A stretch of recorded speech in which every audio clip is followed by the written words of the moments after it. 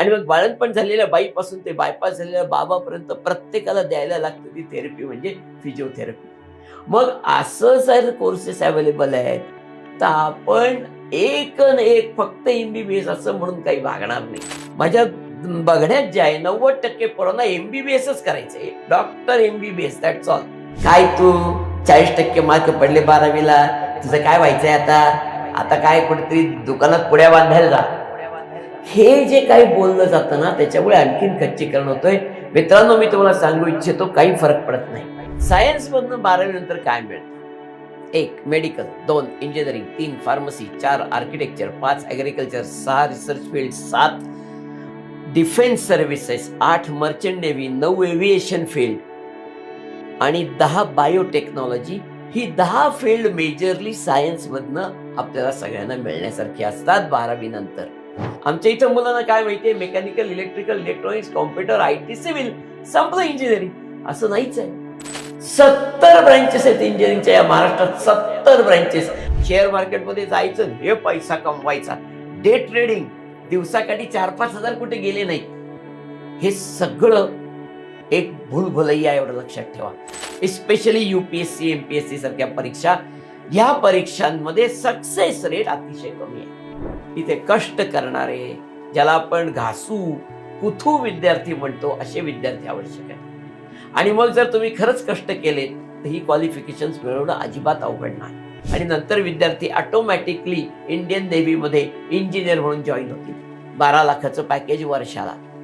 तुम्हाला 35 पडोत, 40 पडोत, 45 पडोत, 50 पडोत, 55% पडोत, 60% पडोत, तुमच्यासाठी अनेक दारं उघडी आहेत. कमी मार्क पडणं हा गुन्हा नाही. कमी मार्क पडले म्हणून तुमचं आयुष्यातल्या सगळ्या वाटा संपल्या असंही होत नाही.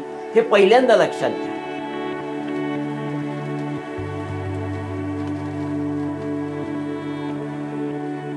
सर्वप्रथम मी सरांना हाच प्रश्न विचारेन की 12वीचे आता काल निकाल लागलेला आहे आणि विद्यार्थ्यांना मार्क्स आधी 35% 95% पर्यंत अत्यंत चांगल्या पद्धतीचं यश विद्यार्थ्यांनी संपादित केलेलं आहे. मात्र 35% ते 95% या सर्वच दरम्यानच्या विद्यार्थ्यांना करिअरच्या संधी उपलब्ध आहेत का, हा सगळ्यात महत्त्वाचा प्रश्न आहे. कारण होतंय काय की 35% ते 50% ही जे स्लॅब आहे मार्क्सचा, यामधल्या विद्यार्थ्यांचं मोठ्या प्रमाणामध्ये खच्चीकरण होताना आपण पाहतो की मला मार्क्स कमी आहेत आणि आता माझं काय होणार पुढे जाऊन, आणि माझं सगळं संपलंय आता करिअर आणि मी आता काय करू शकत नाही, अशा पद्धतीची एक मानसिकता आपल्याला दिसून येते. तर याबद्दल आपलं मत काय आहे? सगळ्यांना नमस्कार आणि विशेषतः काल 12वीचा रिझल्ट लागलेले सर्व विद्यार्थी आणि पालक यांना अभिनंदन आणि शुभेच्छा. आता अतिशय महत्वाचा प्रश्न उपस्थित झालाय की 35% पासून 95% पर्यंत असे काल विद्यार्थ्यांना मार्क मिळालेले आहेत. एवढं मी नक्की सांगू इच्छितो की ह्या प्रत्येकाला करिअरच्या संधी मजबूत आहेत. कुठेही काळजीचं कारण नाही. कारण कालपासून ज्या 2-3 बातम्या वाचनात आल्या आहेत त्या अतिशय डिस्टर्बिंग आहेत. कमी मार्क मिळाले म्हणून विद्यार्थ्यांनी आत्महत्या केली. काही असं करण्यासारखं घडलेलं नाहीये. कमी मार्क पडणं हा गुन्हा नाही. कमी मार्क पडले म्हणून तुमचं आयुष्यातल्या सगळ्या वाटा संपल्या असंही होत नाही. हे पहिल्यांदा लक्षात घ्या. मगाशी जसं सर म्हणले किंवा 35% ते 50% हा जो कॅटेगरी आहे, त्या कॅटेगरीतल्या विद्यार्थ्यांना स्वतःलाही आत्मविश्वास गमावलेला असतो आणि विशेषतः त्यांना आजूबाजूचे हे जास्ती आत्मविश्वास गमवायला भाग पडतात. काय तू 40% मार्क पडले 12वीला, तुझं काय व्हायचंय आता? आता काय कुठेतरी दुकानात पुड्या बांधायला जा. हे जे काही बोललं जातं ना, त्याच्यामुळे आणखीन खच्चीकरण होतोय. मित्रांनो, मी तुम्हाला सांगू इच्छितो, काही फरक पडत नाही. तुम्हाला 35 पडोत, 40 पडोत, 45 पडोत, 50 पडोत, 55% पडोत, 60% पडोत, तुमच्यासाठी अनेक दारं उघडी आहेत. आणि त्याच गोष्टींची मी पहिल्यांदा माहिती करून देणार आहे. उदाहरणार्थ सांगतो, आपल्याकडे 12वी नंतर एक बी वोक, बॅचलर ऑफ व्होकेशनल नावाचा एक कोर्स आहे. काही टक्क्याबिक्क्यांची अट नाही. आणि ह्या कोर्सचं वैशिष्ट्य असं आहे की 40% थेअरी आणि 60% प्रॅक्टिकल असं 3 वर्ष तुम्हाला करून तुम्हाला डिग्री दिली जाते, ज्याच्यामध्ये तुम्हाला जास्तीत जास्त प्रॅक्टिकल अनुभव मिळतो आणि मग तुम्हाला पुढे तुमची नोकरी व्यवसायाची दालनं खुली होतात. उदाहरण सांगतो, पुणे विद्यापीठाने खरं म्हणजे पुणे विद्यापीठात सगळे पोस्ट ग्रॅज्युएटचे कोर्सेस आहेत, पण एकच अंडर ग्रॅज्युएटचा कोर्स आहे, तो हा BVOCचा आहे. पुणे विद्यापीठाच्या आवारात आहे. त्यांनी काय केलंय, वेगवेगळे कोर्सेस आहेत त्यांच्याकडे या BVOCचे. एक रिटेल मॅनेजमेंटचा कोर्स आहे, एक सोलर टेक्नॉलॉजीचा आहे. आता बघा पंतप्रधान सूर्यघर योजना आली आहे. देशभरात 1 कोटी घरांवर सोलर बसवायचा आहे. महाराष्ट्राने 25 लाखाचं टार्गेट घेतले त्याच्यातलं. आता 25 लाख घरांवर जर सोलर बसवायचा असेल, तर तो बसवणार कोण? त्यासाठीची सगळी यंत्रणा, मॅनपॉवर, नॉलेज हे सगळं कुठं आहे? तर त्याकरता पुणे विद्यापीठाने हा सोलर टेक्नॉलॉजी संबंधातला कोर्स काढलाय, की जिथे मुलांना हे सगळं ज्ञान मिळेल. त्यांचा एक रिटेल मॅनेजमेंटचा कोर्स आहे, आज BVOCच्या अंडर. काय केलंय पुणे विद्यापीठाने मारुती सुझुकी या कार कंपनीशी टायअप केलाय आणि त्यात व्यवस्था अशी निर्माण केली आहे, की मारुतीच्या एखाद्या मोठ्या शोरूम मध्ये किंवा डीलरकडं या विद्यार्थ्यांनी 3पैकी 2 वर्ष ऍक्च्युअल काम करायचं, अनुभव घ्यायचा, साधारण लाखभर रुपये वर्षाला एवढा स्टायपेंड घ्यायचा आणि डिग्री मिळवायची. मग 2 वर्ष ज्या विद्यार्थ्यांनी काम केलं ऍक्च्युअली, त्याला नंतर नोकरीची दारं उघडी असलीच पाहिजेत. एक तळेगावला नूतन कॉलेज म्हणून आहे, त्यांच्याकडे असाच एक वेगळा कोर्स आहे, यातलाच आहे BVOC मधलाच, रेफ्रिजरेशन एअर कंडिशनिंग मधलं ग्रॅज्युएशन. आज लक्षात घ्या, अगदी झोपडपट्ट्यांमध्ये सुद्धा रेफ्रिजरेटर नक्की पोहोचलाय. एअर कंडिशनरचं प्रमाण प्रचंड वाढतंय आणि आता एकही कार अशी नाही की जी एअर कंडिशन नाही. मग या सगळ्यांना लागणाऱ्या सर्व्हिसेस, या एअर कंडिशनर्सचा, रेफ्रिजरेटर्सचा मेंटेनन्स, त्यांचं प्रिव्हेंटिव्ह मेंटेनन्स, त्यांचं इन्स्टॉलेशन, ह्या सगळ्याकरता जी मॅनपॉवर लागते ती ही आहे, रेफ्रिजरेशन एअर कंडिशनिंग मधलं ग्रॅज्युएशन करणारी. म्हणजे कुठेतरी आपल्याला BVOC सारखे कोर्सेस एका बाजूला आहे, ज्याच्यातनं सगळ्या टक्केवारीच्या मुलांना मिळते ऍडमिशन, किंबहुना यातल्या अनेक कोर्सेसमध्ये मुलं मिळत नाही अशी परिस्थिती आहे. दुर्दैवी आहे पण ही वस्तुस्थिती आहे. एक MKCLचा कोर्स आहे. MKCL म्हणजे MSCIT, हे ज्यांचं सर्टिफिकेशन आहे त्या संस्थेचं नाव MKCL. त्यांनी काय केलंय, त्यांनी कोर्सच असा आणलाय की विद्यार्थ्यांनी 12वी नंतर IT इन्फ्रास्ट्रक्चर मॅनेजमेंटचा हा कोर्स आहे. विद्यार्थ्यांनी 12वी नंतर 3 वर्ष ते विद्यार्थ्याला डायरेक्ट इंडस्ट्रीत पाठवतात. कामच करायचं 3 वर्ष. काम करता करता अनुभव घ्यायचा, पगार मिळवायचा, 10,000-1,000 रुपये स्टायपेंड आहे त्या विद्यार्थ्यांना आणि त्याच्या बरोबरीने त्यांच्याकडनं इंदिरा गांधी राष्ट्रीय मुक्त विद्यापीठाची डिग्री पण करून घेतात. म्हणजे 12वी नंतर 3 वर्षात त्यांना डिग्री मिळते, पैसे मिळतात, अनुभव मिळतो. त्यांना पुढच्या करिअरची चिंता करायचं कारणच उरत नाही. म्हणजे असे खूप ऑप्शन्स याही विद्यार्थ्यांकरता नक्की उपलब्ध आहेत. आणि सगळ्यात महत्वाचं, आता जी भीती सगळीकडे वाटतेय, जाणवतीये, घातली पण जातीये, ते म्हणजे आर्टिफिशियल इंटेलिजन्सनी अनेक गोष्टी बंद पडणार आहेत किंवा माणसाचा सहभाग त्यातला बंद पडणार आहे, अनेकांच्या नोकऱ्या जाणार आहेत, पण ह्या फील्डमध्ये नक्की जाणार नाहीत. आवाज एअर कंडिशनर रिपेअर करायला, फ्रीज रिपेअर करायला काही कॉम्प्युटर येणार नाहीये, माणूसच लागणार आहे तिथे. बरोबर. म्हणजे आर्टिफिशियल इंटेलिजन्स ज्याला धक्का लावू शकत नाही अशी क्षेत्र आहेत. कितीही टक्के मार्क असले तरी प्रवेश मिळू शकतो अशी क्षेत्र आहेत. त्यामुळे विद्यार्थी मित्रांनो, घाबरायचं कारण नाही, नाराज व्हायचं कारण नाही, खचून जायचं कारण नाही. तुमच्याकरता चांगली चांगली दारं उघडी आहेतच. अगदी बरोबर आहे सर. आपण ज्या मुलांना 35 ते 50% मार्क्स आहेत अशांसाठी सांगितलं की खचून जाण्याचं आपण निश्चितपणे कारण नाही. आणि आपण आज समाजामध्ये हेच पाहतोय की कमी मार्क्स असलेल्या मुलांकडे पाहण्याचा दृष्टिकोन समाजानं सुद्धा एका अर्थानं बदलायला पाहिजे आणि निश्चितपणे आपलं हे मार्गदर्शन अत्यंत महत्त्वाचं आहे. यालाच एक जोडून असा प्रश्न आहे की आपण आता 50% पासून पुढचे आणि ज्या विद्यार्थ्यांना अत्यंत चांगले मार्क्स मिळाले आहेत, ज्यांनी चांगली गुणवत्ता संपादित केली आहे, अशा विद्यार्थ्यांच्या आता करिअरच्या दृष्टीनं संधी किंवा उच्च शिक्षणाच्या संधी या दृष्टीनं आपण आता बोलणं अपेक्षित आहे. आणि यामध्ये मुळातच की शाखा निवडताना म्हणजे पुढील 12वी झाली आता, पण पुढील आपण उच्च शिक्षणासाठी कुठली ब्रँच निवडायची, कुठली डिसिप्लिन निवडायची, याच्यावरती बऱ्याचदा विद्यार्थी पालकांमध्ये खल होताना, चर्चा होताना आपल्याला दिसते. आणि आपण काय सांगाल की पुढील उच्च शिक्षण आणि करिअरच्या संधी शोधायच्या असतील तर कुठली काळजी घेतली पाहिजे पुढची शाखा निवडताना विद्यार्थ्यांनी आणि पालकांनी कुठल्या गोष्टींवरती भर द्यायला पाहिजे, कुठल्या गोष्टींचा कसोशीनं विचार करायला पाहिजे असं आपल्याला वाटतं? 12वी नंतर पुढे जाताना ना, पहिल्यांदा सगळ्यात महत्वाचा विचार केला पाहिजे, की आपण जो कुठला कोर्स करतोय, जे कुठलं शिक्षण घेणार आहोत, त्याचं फलित काय मिळणार आहे? शिकण्यासाठी फक्त शिकतोय आपण का त्यातनं आपल्याला काहीतरी हवंय? म्हणजे मग ते स्वयंरोजगाराच्या संधी असोत, नोकरीच्या संधी असोत, व्यवसायाच्या संधी असोत, त्या आपल्याला हे शिक्षणक्रम पूर्ण केल्यानंतर, हे शिक्षण घेतल्यानंतर नक्की कुठे मिळणार आहेत, काय मिळणार आहेत? ज्या संस्थेतनं आपण शिक्षण घेतोय, ती संस्था याकरता काही मदत करतेय का? म्हणजे त्याला कॅम्पस प्लेसमेंट असं म्हणतात. या संस्थेत तशी व्यवस्था निर्माण केली गेली आहे का? या सगळ्या गोष्टींचा अभ्यास करून मग आता पुढचं पाऊल उचलायचंय. 12वी पर्यंत काही फरक नव्हता पडत. 11वी-12वी कुठनंही करा, नंतर काही नोकरीच्या संधी ते कॉलेज किंवा ती संस्था देणार नव्हती. पण आता 12वी नंतर जेव्हा तुम्ही ग्रॅज्युएशनकडे जाताय, त्यामुळे ह्या सगळ्या गोष्टी बघण्याची गरज आहे. त्यामुळे केवळ एखादं कॉलेजचं नाव मोठं आहे किंवा एखाद्या कोर्सचं नाव मोठं आहे म्हणून त्याच्यात गेलं पाहिजे असं नाही. एक म्हणजे आपल्याला ते आवडलं पाहिजे, जमलं पाहिजे, झेपलं पाहिजे, हा पहिला भाग.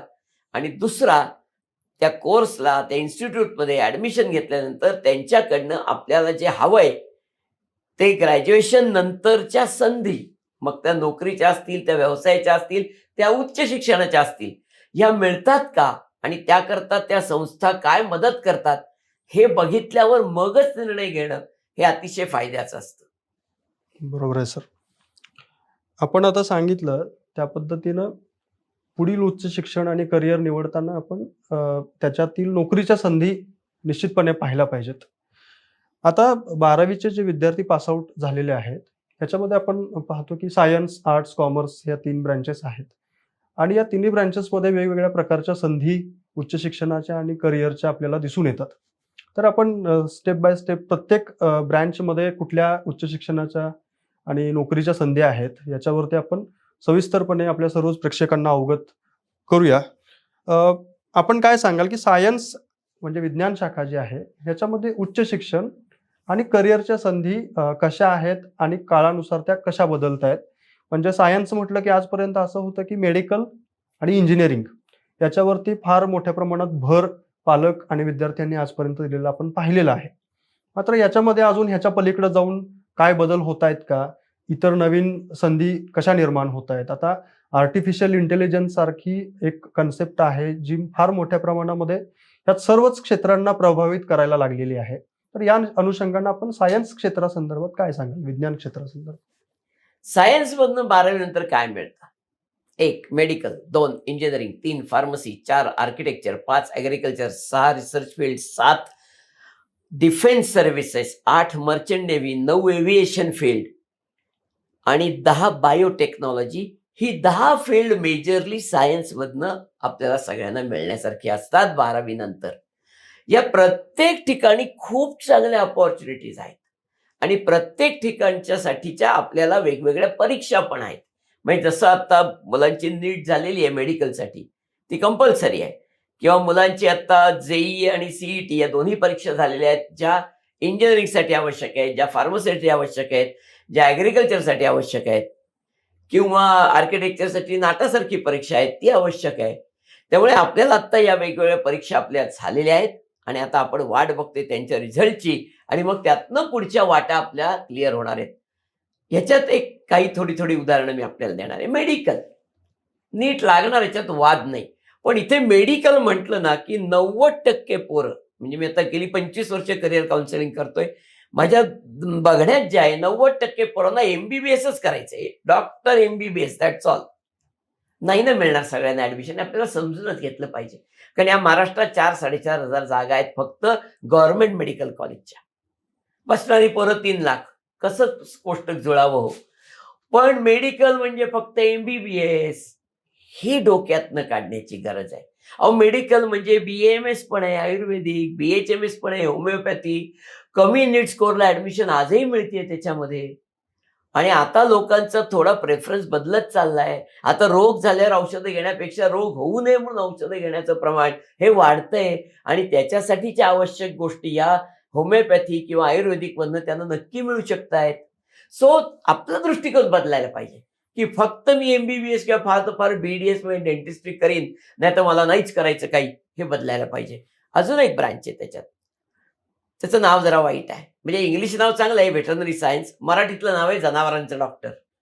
आणि परवडलं आपल्याला माणसांचं डॉक्टर व्हायचं. अरे जनावरांच्या डॉक्टरला जेवढ्या संधी आहेत ना, तेवढ्या माणसांच्या डॉक्टरला नाही. ती वस्तुस्थिती आहे. आज व्हेटरनरी सायन्स 5 वर्षाचा डिग्री कोर्स पूर्ण केला, की त्याला poultry industry, dairy industry, pharma industry एवढंच नाही तर मोठा गव्हर्नमेंट सेक्टर, त्याच्याबरोबर बँक, इन्शुरन्स कंपन्या सुद्धा जॉब देत आहेत. कारण पोल्ट्री आणि डेअरी इंडस्ट्रीला जेव्हा कर्ज द्यायची वेळ येते, त्यांचा इन्शुरन्स काढायची वेळ येते, त्यावेळी तिथल्या जनावरांचं हेल्थ स्टेटस चेक करावं लागतं. ते काय बँकेचा ब्रांच मॅनेजर चेक करणार आहे? शक्यच नाही. त्यामुळे बँकेला आणि इन्शुरन्स कंपन्यांना सुद्धा व्हेटरनरी डॉक्टर घ्यायला लागत आहेत. 12वी नंतर नीटच्याच मार्कावर प्रवेश आहे.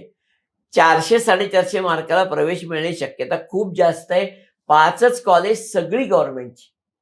याच्या व्यतिरिक्त फिजिओथेरपी आहे, स्पीच थेरपी अँड ऑडिओलॉजी सारखा कोर्स आहे. अहो इतका छान कोर्स आहे. 2 कॉलेजात आहे फक्त, स्पीच थेरपी अँड ऑडिओलॉजी. आणि त्याच्यामध्ये जे बोलण्यातले दोष आहेत, अगदी लहान मुलांपासून ते पॅरालिसिस झालेल्या माणसापर्यंत, त्या दोषांवर मात करून कसं त्याला बोलता येईल. किंवा ऑडिओलॉजीमध्ये हल्ली साऊंड पोल्युशननी प्रचंड प्रमाण वाढलंय हिअरिंग लॉसचं. मग त्याला कुठले हिअरिंग एड्स लावायला लागतील, त्याची ऑडिओमेट्री कशी केली पाहिजे, सगळं बसतंय ऑडिओलॉजीमध्ये. आणि हे कंबाईंड आहे दोन्ही, स्पीच थेरपी अँड ऑडिओलॉजी. अप्रतिम कोर्स. थोडंसं आपण त्याच्याकडे डोळे गोळे ठेवून पाहिलं पाहिजे. फिजिओथेरपी सारखा कोर्स आहे. आवाज कोहली फिट आहे की नाही कोण ठरवतं? त्याचा फिजिओथेरपिस्ट ठरवतो. आणि मग बाळंतपण झालेल्या बाईपासून ते बायपास झालेल्या बाबापर्यंत प्रत्येकाला द्यायला लागतं ती थेरपी म्हणजे फिजिओथेरपी. मग असं जर कोर्सेस अवेलेबल आहेत, तर आपण एक न एक फक्त एमबीबीएस असं म्हणून काही भागणार नाही. नर्सिंग सारखा कोर्स आहे, इतका सुंदर कोर्स आहे. म्हणजे आज जगभरात भारतातनं सगळ्यात जास्त काय एक्सपोर्ट होतंय, तर नर्सेस एक्सपोर्ट होत आहे. जगभरातल्या जवळपास सगळ्या देशांमध्ये आपल्या नर्सेस आहेत. आणि मग नर्सिंग सारखा कोर्स आम्ही दुर्लक्षित करतो, त्याला सामाजिक प्रतिष्ठा नाही म्हणून, हेही चुकीचं आहे. इंजिनिअरिंग, आज इंजिनिअरिंगमध्ये आमच्या इथं मुलांना काय माहितीये, mechanical, electrical, electronics, computer, IT, civil, संपलं इंजिनिअरिंग. असं नाहीच आहे. 70 ब्रँचेस आहेत इंजिनिअरिंगच्या या महाराष्ट्रात, 70 ब्रँचेस. आणि काही काही ते एकेका कॉलेजात आहेत फक्त 100% placements. Say for example environmental engineering एकच college, KIT Kolhapur. Printing and packaging technology एकच college, PVG Pune. Petroleum engineering एकच कॉलेज, एमआयटी पुणे. असे पण इंजिनिअरिंगचे कोर्सेस आहेत, हे आम्हाला समजून घेतलं पाहिजे.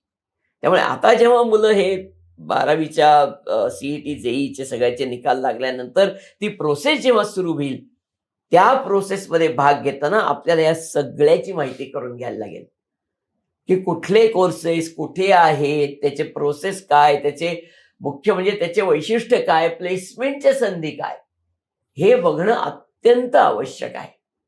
आर्टिफिशियल इंटेलिजन्सनी अनेक गोष्टींवर परिणाम होणार हे नक्की. पण आता आर्टिफिशियल टेक्नॉलॉजी किंवा आर्टिफिशियल इंटेलिजन्सचं पण इंजिनिअरिंग आलंय ना. अनेक महाविद्यालयात कॉम्प्युटर प्लस एआय, काही ठिकाणी कॉम्प्युटर प्लस ML म्हणजे मशीन लर्निंग, काही ठिकाणी कॉम्प्युटर प्लस डाटा सायन्स असेही कोर्सेस आलेत. मग फक्त कॉम्प्युटर इंजिनिअरिंग घेण्याच्या ऐवजी आपण जर अशा प्रकारचा कोर्स घेतला की ज्याच्यामध्ये कॉम्प्युटर प्लस एआय आहे किंवा ML आहे किंवा डाटा सायन्स आहे, तर आपल्याला भविष्यात नक्की चांगल्या संधी मिळू शकतील. इंजिनिअरिंग बरोबरच फार्मसी सारखा कोर्स आहे. आज एक लक्षात घ्या, सगळे इंडस्ट्री खाली वर होतात. IT इंडस्ट्री वर जाते, खाली येते. ऑटो इंडस्ट्री वर जाते, खाली येते. एकच इंडस्ट्री कायम वर खाली कधीच येत नाही, त्याचं नाव आहे फार्मास्युटिकल इंडस्ट्री, औषध कंपन्या. कारण लोकांचे रोग कधीच कमी होत नाहीत. त्यामुळे औषधांची गरज समाजातली सातत्याने वाढतीये आणि ती पुरवणारी इंडस्ट्री म्हणजे औषध कंपन्या किंवा फार्मास्युटिकल इंडस्ट्री. आता ह्या इंडस्ट्रीत काम करण्याकरता 12वी नंतर आपल्याला PCM किंवा PCB कुठलीही सीईटी दिलेली पुरती आहे. त्या सीईटीच्या परीक्षा झाल्यात, आपण फक्त रिझल्टची वाट बघतोय. फार्मसीला जायला बायो लागतं, हा डोक्यातला गैरसमज काढा. PCM ची सीईटी दिलेली मुलं सुद्धा फार्मसीसाठी एलिजिबल आहेत. खरं सांगायचं ना तर फार्मसीत P पण लागत नाही, M पण लागत नाही, B पण लागत नाही. लागतंय ते फक्त C म्हणजे केमिस्ट्री. त्यामुळे केमिस्ट्री हा तुमच्या आवडीचा विषय असेल तर फार्मसी सारखं चांगलं दुसरं काहीच नाही. आर्किटेक्चर खूप चांगला कोर्स, व्यवसाय हा. त्यामुळे नोकऱ्यांचं प्रमाण कमीच आहे, पण त्याची एंट्रन्स आहे नाटा नावाची. आणि ही एंट्रन्स जुलै महिन्यापर्यंत चालू राहणार, दर आठवड्याला. ज्यांना द्यायची त्यांनी द्यावी, कुठल्या आठवड्यात द्यायची त्या आठवड्यात द्यावी, फॉर्म भरायचा आहे फक्त त्याचा. आणि 3दा देता येईल, एकदा नाही. आणि मग 3तला बेस्ट ऑफ 3चे मार्क घेतले जाणार आहेत. रिगरस कोर्स आहे, कष्ट आहेत, पण व्यवसाय आहे. तुम्ही कमवाल तेवढे पैसे तुमचे. म्हणजे लॉ सारखंच याचं पण आहे. सो आर्किटेक्चर अवेलेबल आहे. PCM हे विषय आपल्याकडे असले पाहिजेत. मर्चंट नेव्ही सारखे ऑप्शन आहे, त्याच्यात पण 2 आहेत. BSc नॉटिकल सायन्स आहे, दुसरा नेव्हल इंजिनिअरिंग आहे. आपल्याकडे खूप कॉलेज आहेत, त्याकरता फक्त IMU ची एक एंट्रन्स एक्झाम आहे, तेवढी आपण थ्रू केलेली असली की बस झाली. मग कॉलेज टू कॉलेज ऍडमिशन्स आहेत. एव्हिएशन फील्डमध्ये संधी आहे, त्याच्यामध्ये पायलट आहे, एअरक्राफ्ट मेंटेनन्स इंजिनिअरिंग आहे, एरोनॉटिकल इंजिनिअरिंग आहे. आणि मग याच्यामध्ये भाग घ्यायचा असेल तर एक करा. मग तुम्ही पायलटचा कोर्स करणार आहात का, एरोनॉटिकल इंजिनिअरिंग करणार आहात का, एअरक्राफ्ट इंजिनिअरिंग करणार आहात, इज नॉट इम्पॉर्टंट. जे काय त्यातलं करणार आहात त्याची इन्स्टिट्यूट फार महत्वाची आहे. जी इन्स्टिट्यूट तो कोर्स पूर्ण झाल्यानंतर तुम्हाला मिनिमम 70-80% प्लेसमेंट देते, ती इन्स्टिट्यूट अशा बाबतीत निवडा. कारण इथे हे निश फील्ड आहे. तुम्हाला इन्स्टिट्यूटमध्ये जॉब मिळाला नाही तर नंतर जॉब मिळवायला खूप कष्ट पडतात. सो उत्तम संधी आहे. बायोटेक्नॉलॉजी एक अप्रतिम संधी. आता ह्या करोना नंतर ज्याचं महत्व खूप वाढलं ते आहे बायोटेक्नॉलॉजी. PCMBA 4 विषय घेतलेले असले जास्त चांगले. बायोटेक्नॉलॉजी अनेक ठिकाणी BSc अवेलेबल आहे. BSc झालं की MSc बायोटेक्नॉलॉजी, पण एक लक्षात ठेवा, बायोटेक्नॉलॉजी हे रिसर्च फील्ड आहे, त्यामुळे तुम्हाला शक्यतो PhD पर्यंत जावं लागेल. पण आज जगभरात सगळ्या युनिव्हर्सिटीजमध्ये प्रचंड प्रमाणात फंडिंग हे बायोटेक्नॉलॉजीसाठी आलेलं आहे. कारण एक फटका खाल्ला लोकांनी त्या करोनाचा, आता कोणालाही परत घरी बसायचं नाही. So they said we should be always on our toes. आमचं रिसर्च या लेवलपर्यंत पाहिजे, काही संकट आलं की आम्ही लवकरात लवकर त्याच्यावर मात करू शकलो पाहिजे. म्हणून बायोटेक्नॉलॉजीमध्ये मोठ्या इन्व्हेस्टमेंट्स येत आहेत. उत्तम संधी या फील्डमध्ये उपलब्ध आहेत. हल्ली त्या CID मालिकेने एक गोळ घातलाय. सगळ्यांना वाटतं आपल्याला फॉरेन्सिक सायन्समध्येच जायचं. आहे ना संधी. आत्ता या 12वीच्या रिझल्ट नंतर संधी उत्पन्न होणार आहे. 3 गव्हर्नमेंट कॉलेजेस आहेत फॉरेन्सिक सायन्स मधलं BSc देणारी, नंतर MSc पण आहे पुढं. एक मुंबईला, एक औरंगाबादला, एक नागपूरला आहे. प्रत्येकाची ऍडमिशन प्रोसेस वेगळी आहे. फक्त 12वीच्या मार्कावर आहे, कुठं नीट फीट काही नाही लागत. 12वीच्या मार्कावर त्याची प्रोसेस सुरू झाली की अर्ज करा, 3ही कॉलेजला अर्ज करू शकता, जिथे मिळेल तिथे मिळेल. आणि मग फॉरेन्सिक सायन्स मधलं आपण BSc घेऊ शकतो. तिथेही MSc PhD पर्यंत जाण्याची नक्की सोय आहे. म्हणजे कुठेतरी आपल्याला या सायन्स फील्ड मधनं आजही भरपूर अपॉर्च्युनिटीज उपलब्ध आहेत, प्रोव्हायडेड आपण ते एंट्रन्स त्यांच्या त्या जी CET, JEE आहे किंवा नीट आहे ती दिलेली असली पाहिजे. बरोबर आहे सर. म्हणजे सायन्सच्या फील्डमध्ये मेडिकल आणि इंजिनिअरिंग याच्या पलीकडे जाऊन सुद्धा मोठ्या प्रमाणामध्ये संधी निर्माण झालेल्या आपल्याला दिसून येतात. आणि अशाच पद्धतीनं एक अत्यंत महत्त्वाचं फील्ड आहे ते म्हणजे आर्ट्सचं, कला शाखा. कला शाखेमध्ये सुद्धा लोकांचा आता अलीकडे कल असा गेल्या अनेक वर्षांमध्ये होता की ब्रँच निवडताना सायन्स नसेल तर कॉमर्स आणि कॉमर्स नसेल तर आर्ट्स. आर्ट्सला अशा पद्धतीनं एक दुय्यम वागणूक असायची, कल असायचा. पण अलीकडच्या काळामध्ये आर्ट्सच्या बाबतीमध्ये सुद्धा आपण पाहतोय की करिअरच्या संधी, नोकरीच्या संधी आर्ट्सच्या क्षेत्रामध्ये सुद्धा चांगल्या पद्धतीने निर्माण होताना आपल्याला दिसत आहेत. आणि याचबद्दल आर्ट्समध्ये उच्च शिक्षण कशा पद्धतीने घेतलं गेलं पाहिजे आणि त्यातील करिअरच्या संधी कशा पद्धतीने शोधल्या पाहिजेत किंवा ती दिशा कशी असायला पाहिजे, आपण काय सांगाल याबाबत? खरं म्हणजे 12 नंतर आपल्याला आर्ट्सला जायचं असेल तर स्पेशलायझेशन निवडलं पाहिजे वेळेत. सायकोलॉजी सारखं स्पेशलायझेशन असेल किंवा जिओग्राफी सारखं स्पेशलायझेशन असेल, मॅथमॅटिक्स सारखं असेल, स्टॅटिस्टिक्स सारखं असेल, इकॉनॉमिक्स सारखं असेल, हे सगळे आर्ट्समधनं पण करता येण्यासारखी स्पेशलायझेशन्स आहेत. आणि मग त्याच्यात नंतर आपल्याला मास्टर्स, इव्हन MPhil, PhD पर्यंत पुढच्या शिक्षणाच्या सोयी आहेत. जसं सायकोलॉजी, त्याच्यामध्ये पण अनेक शाखा आहेत. क्लिनिकल सायकोलॉजी त्यातली सगळ्यात प्रसिद्ध शाखा, कारण त्यातनं तुम्हाला लायसन्स मिळतं प्रॅक्टिस करायचं. पण मग काउन्सिलिंग सायकोलॉजी आहे किंवा त्याच्यामध्ये स्कूल सायकॉलॉजी आहे. असे सायकॉलॉजीत पण ऑप्शन्स आहेत. त्यामुळे एक चांगलं फील्ड म्हणून सायकॉलॉजीकडे बघता येईल. विद्यार्थ्यांना स्ट्रेट BA ला प्रवेश आहे. काही त्याच्यामध्ये वेगळी परीक्षा नाही, काही नाही, काही नाही. 12वी नंतर थेट BA ला. BA झाल्यानंतर त्यांना मात्र MA किंवा अगदी MPhil, PhD पर्यंत जाता येईल. पण BA सायकॉलॉजी केल्यावर काही तुम्ही फक्त MAच केलं पाहिजे असं नाही ना. आज तुम्ही MBA सारखा कोर्स करू शकता. कारण MBA मध्ये सुद्धा एक स्पेशलायझेशन आहे that is called as HR, human relations. आता HR प्रोफेशन मध्ये जाण्याकरता सायकॉलॉजी सारखी चांगली बॅकग्राऊंडच नाही. सो मी BA केलं सायकॉलॉजीत की माझं करिअर नाहीच का आता फक्त सायकॉलॉजीच करावं लागेल का? नाही. MBA सारखा एक अप्रतिम ऑप्शन आपल्याला उपलब्ध आहे.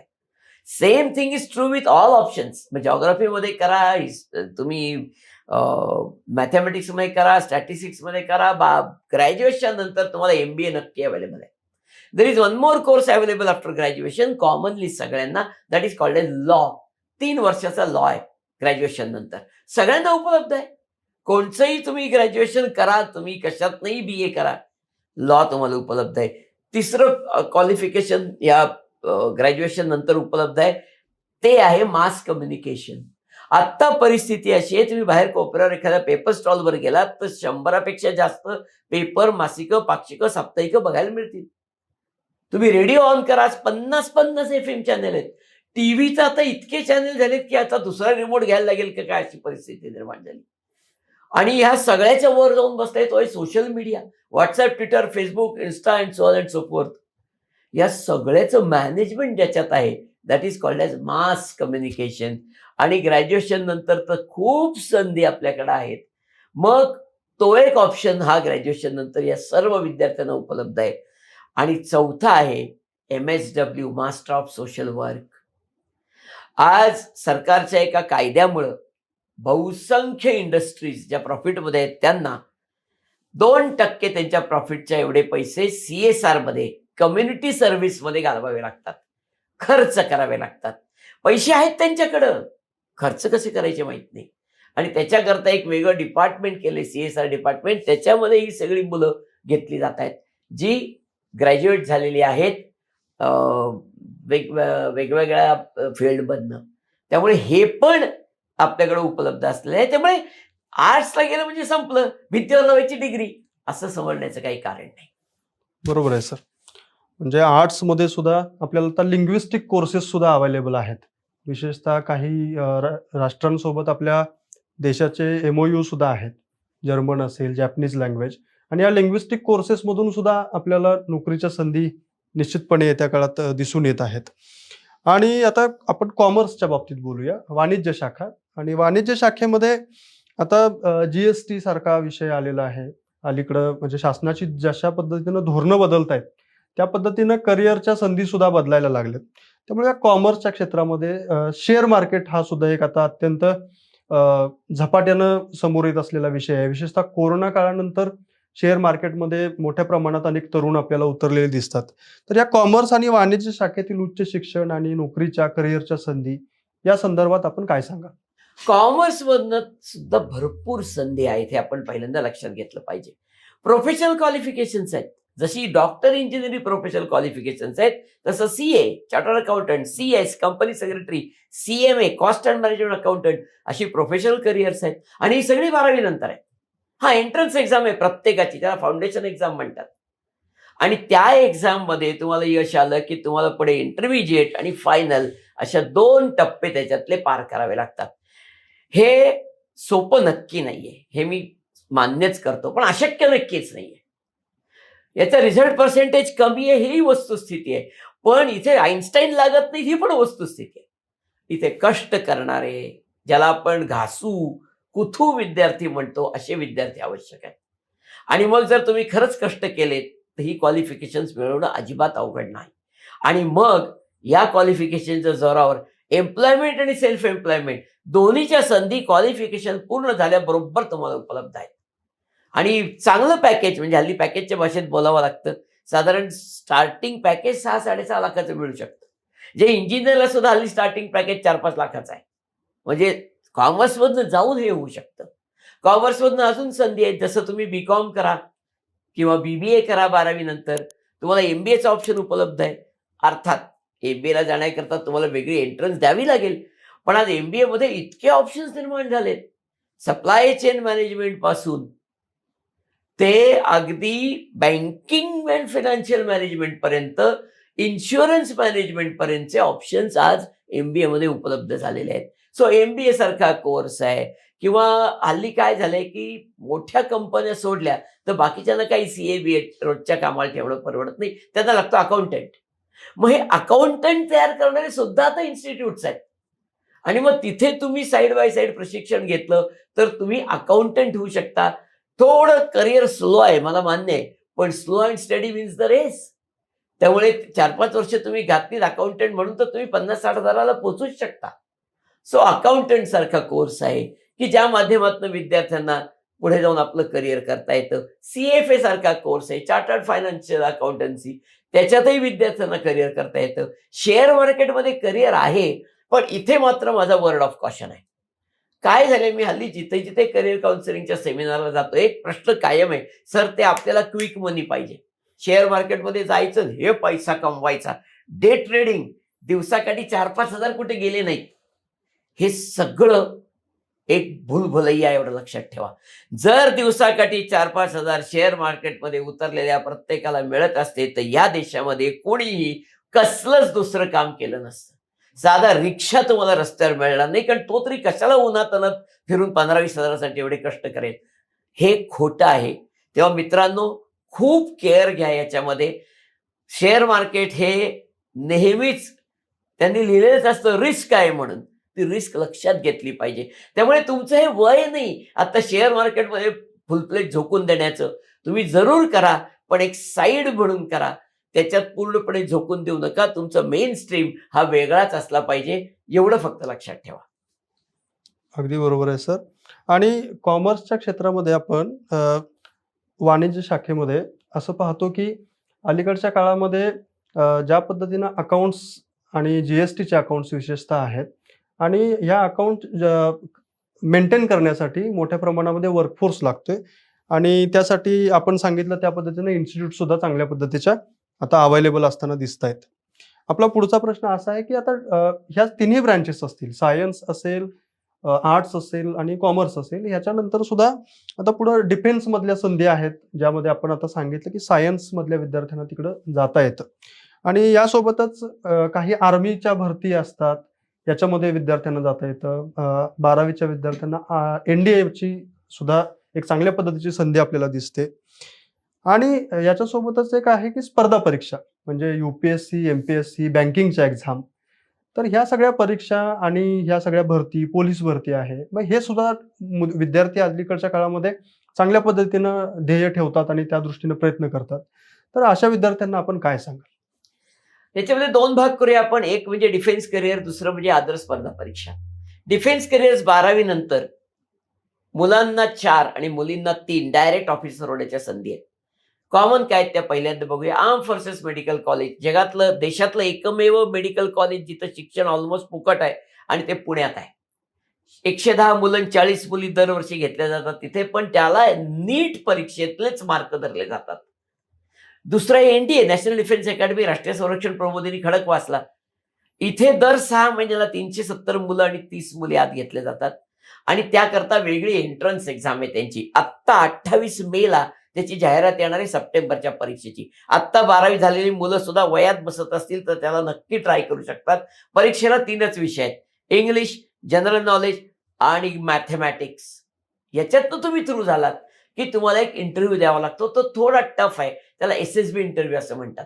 तो 5 दिवस चालतो. पण त्याच्यातनं तुम्ही थ्रू झालात की मेडिकल देऊन तुम्ही NDA मध्ये फ्री एज्युकेशनसाठी एंट्री घेऊ शकता, आणि 3च वर्षात तुम्हाला ग्रॅज्युएशन मिळतं, आणि त्यानंतर तुमचं डिफेन्स मधलं करिअर, आर्मी, नेव्ही, एअरफोर्स मधलं करिअर सुरू होतं with a excellent package of 12 lakh rupees per annum.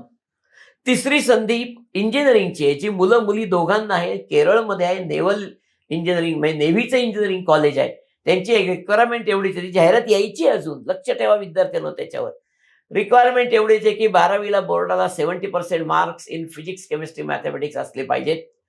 आणि तुम्ही जेई मेन्स दिलेली असली पाहिजे. मग जेवढे विद्यार्थी या क्रायटेरियात बसणार आहे त्याच्यासाठी अप्लाय करतील त्यांचं शॉर्टलिस्टिंग हे जेई मेन्सच्या मार्कावर होईल आणि मग शॉर्टलिस्टेड विद्यार्थ्यांचा तो SSB इंटरव्ह्यू होईल आणि त्यातनं थ्रू झालेल्या विद्यार्थ्यांना या इंजिनिअरिंगच्या कोर्ससाठी सिलेक्ट केलं जाईल आणि नंतर विद्यार्थी ऑटोमॅटिकली इंडियन नेव्हीमध्ये इंजिनियर म्हणून जॉईन होतील. 12 लाखाचं पॅकेज वर्षाला. चौथी अपॉर्च्युनिटी फक्त मुलांकरता आहे आणि ती पुण्यात आहे CME मध्ये, college of military engineering Dapodi, army engineering college आहे. फक्त पुण्यातच आहे असं नाही, मध्य प्रदेशात महू आणि सिकंदराबाद 3 ठिकाणी हे कॉलेज उपलब्ध आहे. इथे आर्मीसाठीचे इंजिनियर घडवले जातात.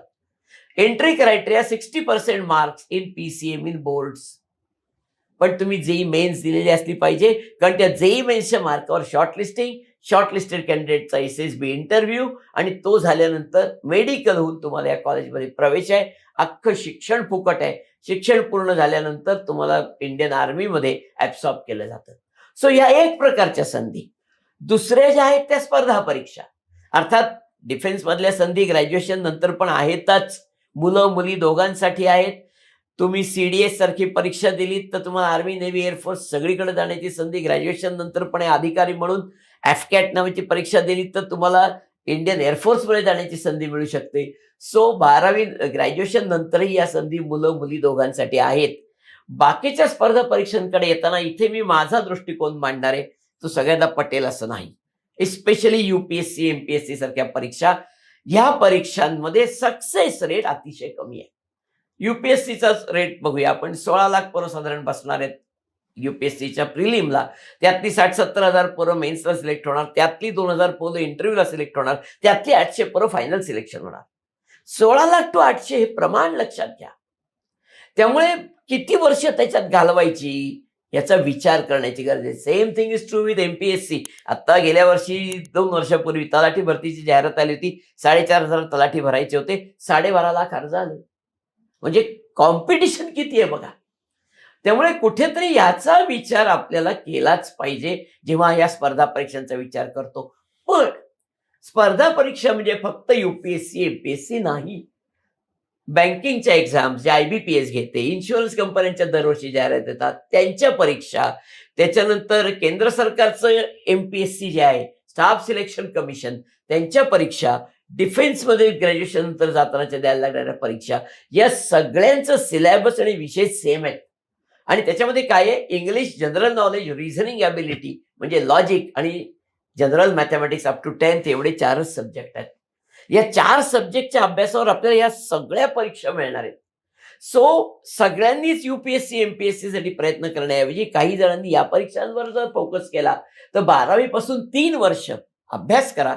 या परीक्षांसाठीचा लिमिटेड अभ्यास आहे आणि नंतर डायरेक्ट ग्रॅज्युएशन झाल्यावर त्याच्या परीक्षा द्यायला लागा. 1-2 वर्षात चान्स जास्ती आहेत मिळण्याचे. Yes sir. आता आपल्याला एक असा ट्रेंड सर दिसतो, म्हणजे ब्रँच कुठलीही असेल आणि मार्क्स किती हे असतील, म्हणजे 35% असतील ते अगदी 90-95%. काही विद्यार्थ्यांमध्ये निश्चितपणे एक अशी भावना असते की मला बिझनेस करायचा आहे, मला व्यवसाय करायचा आहे आणि मी त्या दृष्टीनंच प्रयत्न करणार, आणि थोडंसं त्यांचं शिक्षणाकडे दुर्लक्ष होतं आणि त्यांचा भर हा बिझनेसवरती राहतो जास्त प्रमाणामध्ये. तर व्यवसायातील संधी कशा आहेत, त्या कशा मिळवायला पाहिजेत आणि त्याच्या दृष्टीनं शिक्षण किती गरजेचं आहे या संदर्भात आपण काय सांगाल? कारण झालंय काय, या क्षेत्रामध्ये गव्हर्नमेंटने फायनान्शियल सपोर्ट फार मोठ्या प्रमाणात केलाय. मुद्रा लोन्स असतील आणि अलीकडच्या काळामध्ये अगदी महाराष्ट्रामध्ये आपल्या अण्णासाहेब पाटील महामंडळ जे आहे याच्या माध्यमातून सुद्धा आणि सगळ्याच समूहांसाठी अशा पद्धतीनं कर्ज वाटप होते आणि त्यामुळं स्टार्टअपची संख्या आपल्या देशामध्ये वाढायला लागल्या आणि या दृष्टीनं एक शिक्षणाची गरज आहे, व्यावसायिक शिक्षणाची, आणि त्यातील संधी या दृष्टीनं आपलं मत कसं आहे? काय झालंय, उद्योजकतेकडे वाटचाल, बिझनेसकडे वाटचाल ही नक्की स्वागतार्ह गोष्ट आहे, त्याच्यात वादच नाही. पण म्हणून एक आपली डोळे झाकून उडी मारायची असं करून चालत नाही, कारण स्टार्टअप वाढणारी संख्या जशी आहे तशी स्टार्टअप बंद होणारी संख्या पण खूप मोठी आहे. काय झालं त्यांचं, कुठे चुकलं हे बघितलं पाहिजे. त्याच्यामध्ये अनेकदा असं दिसतं की कुठल्या तरी एखाद्या गोष्टीचं ज्याच्यात खरं म्हणजे फार दम नाही, पण त्यांना कुठली तरी भूलभुलैया पडला म्हणून पोरं त्यात उड्या मारतायत. दुसरं, पुरेसा अनुभव, म्हणजे खरं म्हणजे माझं म्हणणं आहे, बिझनेस जर स्वतःच्या फॅमिलीचा नसेल तर डायरेक्ट उडी मारण्यापेक्षा 2-3 वर्ष कुठेतरी अनुभव घेतला पाहिजे. तो अनुभव घेऊन तुम्ही बिझनेसमध्ये या. म्हणजे तुम्हाला शेवटी अनुभव नेहमी दुसऱ्याच्या पैशाने घ्यायचा असतो, हे लक्षात घ्या. फेल्युअर्सचे जे प्रॉब्लेम्स आहेत ते सगळे तिथं बघून घ्यायचे आणि मग आपला स्वतःचा सुरू करायचा. तुमच्याकडे काही युनिक आयडिया असली पाहिजे किंवा आहे तेच गोष्ट तुम्हाला युनिक पद्धतीने करण्याची टेक्निक असलं पाहिजे. तर व्यवसायामध्ये, बिझनेसमध्ये यशस्वी होण्याचं प्रमाण खूप जास्त असू शकतं. म्हणजे अगदी साधं उदाहरण सांगतो, की सारसबागेमध्ये मी एक माणूस बघितला. तो आता खाऱ्यादेणे विकणारे तिथं 50 माणसं आहेत. सो नवीन बिझनेस नाही हा काही. पण तिथं सारसबागेत तळं आहे. त्या तळ्यामध्ये खूप मोठ्या प्रमाणात मासे आहेत. हा माणूस काय ओरडत होता, की खारेदाणे घ्या, स्वतः खा, माशांना घाला. अरे पोरांपासून मोठ्यांपर्यंत सगळ्यांना मोठं अट्रॅक्शन झालं, की खारेदाणे घ्यायचे, आपण खायचे, माशांना टाकायचे. तोच धंदा, पण वेगळ्या पद्धतीने करून त्या माणसाचं उत्पन्न नक्की वाढू शकतं. त्यामुळे तुमच्याकडं एक त्याच्यासाठीची व्हिजन, त्याच्यासाठीची विचार करण्याची वेगळी क्षमता आणि काहीतरी वेगळं करून दाखवण्याची जर ते क्षमता असेल, तर नक्की होऊ शकतं. फक्त माझं म्हणणं असं आहे, की खूप मोठं रिस्क घेण्याच्या ऐवजी थोडंसं पहिल्यांदा आधी अनुभव घ्या. काही व्यावसायिक शिक्षण घेता आलं तर त्याहून चांगलं. म्हणजे ते टेक्निकल असेल किंवा फायनान्शियल असेल, पण ते घ्या आणि मग उडी मारा. केवळ लोन मिळतंय म्हणून उडी मारण्यासारखं चूक नक्की करू नका. बरोबर आहे सर. आणि आता आपण पाहतोय की आता कालच हा जो निकाल लागला 12वीचा याच्यामध्ये अ, जवळपास 91.88% विद्यार्थी यशस्वी झाले. मात्र त्याच्या पुढे जाऊन जे नापास झालेले आहेत, ज्या विद्यार्थ्यांना दुर्दैवाने एक यश नाही मिळालं, असे 8.22% विद्यार्थी आहेत. आणि या विद्यार्थ्यांचं मोठ्या प्रमाणामध्ये मानसिकदृष्ट्या खच्चीकरण झालेलं असतं. त्यांची नापास होण्याची कारणं काहीही असोत. मात्र त्या विद्यार्थ्यांकडे त्यांचं कुटुंब असेल किंवा समाजाचा पाहण्याचा दृष्टिकोन एक वेगळ्या पद्धतीचा असतो आणि त्यातून ही मुलं मनातून खचतात.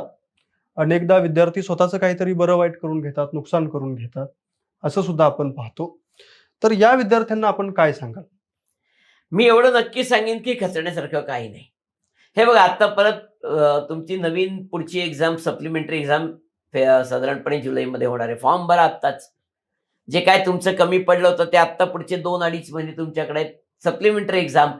काही कारणाने तुम्हाला ते जमत नसेल किंवा फार त्यात रिस्क वाटत असेल, तर परत पुढच्या एप्रिलला एक्झाम होणारच आहे. फेब्रुवारी-मार्चमध्ये. वर्षभर प्रयत्न करा, परत एक्झाम द्या.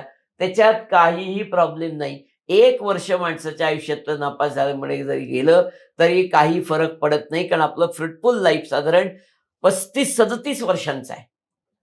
ज्याच्यात आपण काम करू शकतो. वयाच्या 24शी पासून 60 पर्यंत धरलं तर 36 वर्ष. एखादं वर्ष त्यातलं गेल्यामुळे असं काही आकाश कोसळत नाही का जगाचं काही नुकसान होत नाही.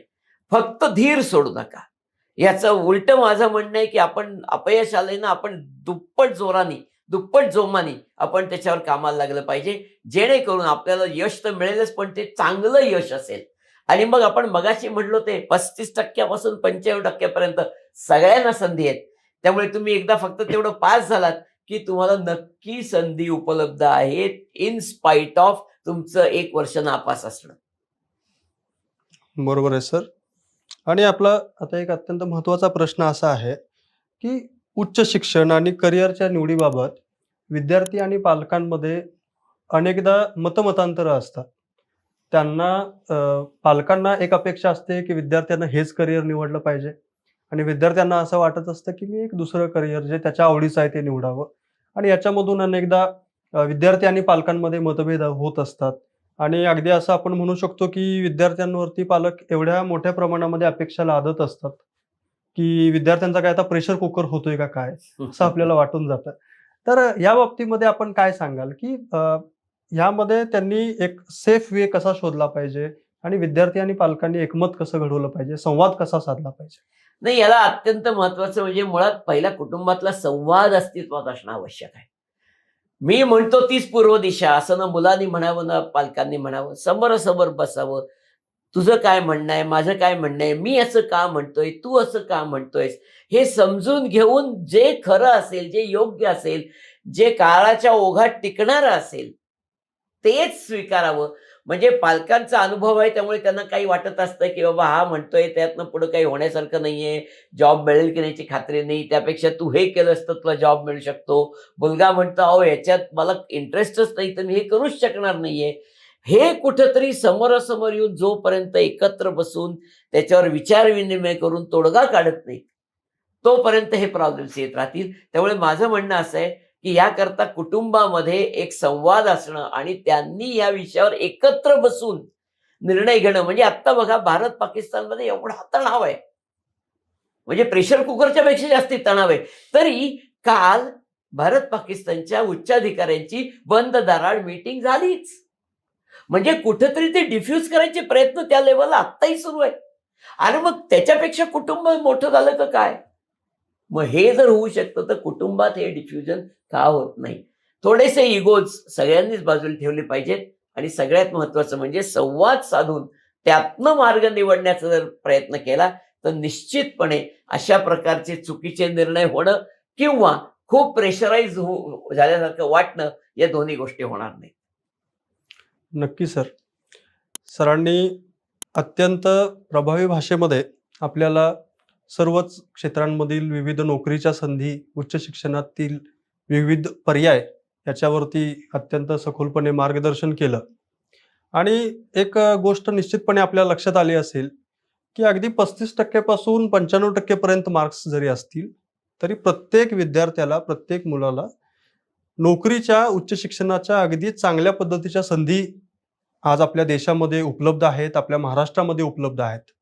त्यामुळं तुम्हाला मार्क्स किती आहेत याच्यापेक्षा तुम्हाला काय आवडतंय आणि तुम्हाला कुठल्या क्षेत्रामध्ये करिअर करायचं आहे याच्याबाबत विद्यार्थी आणि पालकांनी परस्परांमध्ये संवाद साधून चांगल्या पद्धतीनं या सर्व बाबींचा निर्णय घेता येऊ शकतो.